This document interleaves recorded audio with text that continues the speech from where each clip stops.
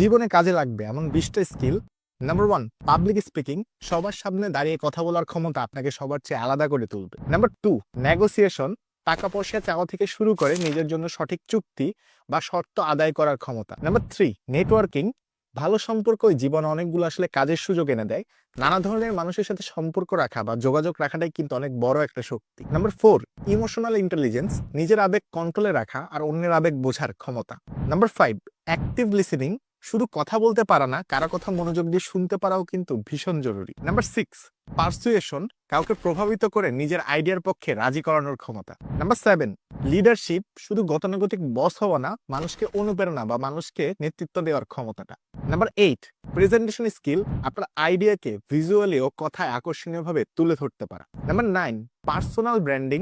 অনলাইনে নিজের পরিচয় ও ভ্যালু তৈরি করতে পারা। Number 10, personal finance management.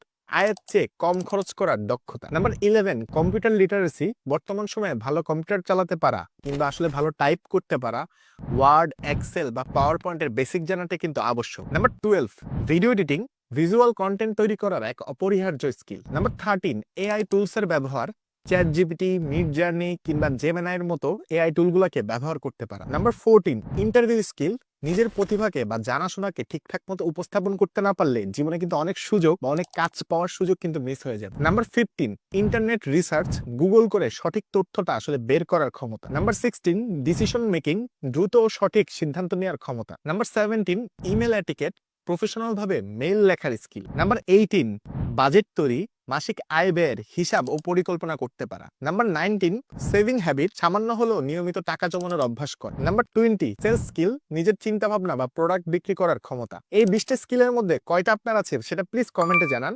আর হ্যাঁ, এমন ভিডিও যদি আপনি রেগুলার দেখতে চান সেটাও কিন্তু কমেন্টে আমাদের জানাতে পারেন, বা নেক্সট আসলে ভিডিও আপনি কি নিয়ে চান। আর এই ভিডিওটা যদি আপনার ভালো লেগে থাকে, কষ্ট করে একটা কমেন্ট করলে বা আমাদের চ্যানেলটা সাবস্ক্রাইব করলে আমি খুবই খুশি হব। আর হ্যাঁ, ভিডিওটা যদি আপনি শেয়ার করেন তাহলে তো কথাই নেই।